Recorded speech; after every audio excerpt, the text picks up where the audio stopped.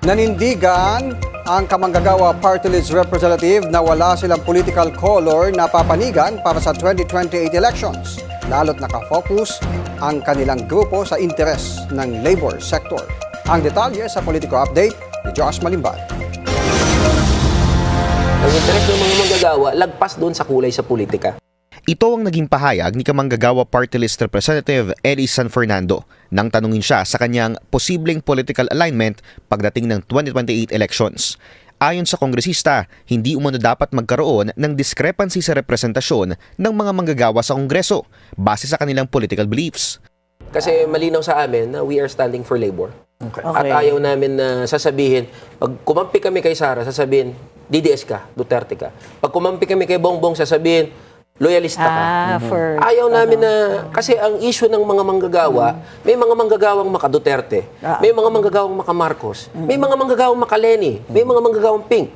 Lahat ng mga manggagawang yun, kasama namin.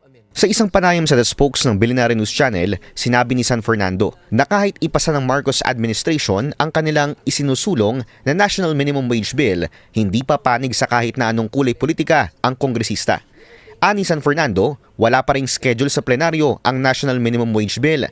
Kahit na nasa halos 200 kongresista na umano ang nagpahayag ng kanilang pagsuporta rito. Bagaman suportado na raw mismo ni House Speaker Bogie D ang panukalang batas, na kay House Majority Floor Leader Sandro Marcos daw ang bola para dalhin ang bill sa isang plenary debate. Ani San Fernando, layon sana nilang maisabatas ang bill bago ang Labor Day sa May 1. Pero tila magiging imposible umano ito dahil all set na ang congressional break mula bukas, March 18 hanggang sa darating na May 4. So, meron na, kumpleto na yung groundwork. Tapos na, may report na yung committee. The congressmen are willing. They have signed on. 191, more than majority na yan. Where's the hold-up? Sa rules. Sa rules. Sino yung head? Rules kasi yung nagsiset ng ano eh. Rules Who ang is the nagsiset ng agenda. majority leader? Representative Sandro Marcos. Pakiulit? Representative Sandro Marcos. Okay. Kala ko mali lang yung pagdinig ko. Ayon kay San Fernando, patuloy na debate ang umano'y possible effects ng minimum wage increase sa ekonomiya ng bansa. Pero paninindigan niya, suportado na ng mga pag-aaral ang kanilang isinusulong na national minimum wage at makatutulong pa aniya ito sa labor productivity na mas makapagpapataas daw ng GDP. Joash Malimban, Billionaire News Channel.